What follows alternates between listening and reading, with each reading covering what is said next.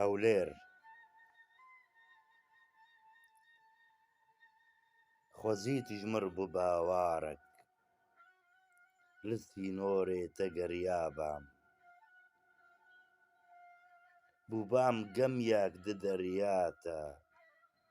دنێڤ چاوێتە وندابام دناو دەستێ خۆ گربام پەیڤ bi deng û reng û hestebam Xwedê Hewlêr biparêze dilê me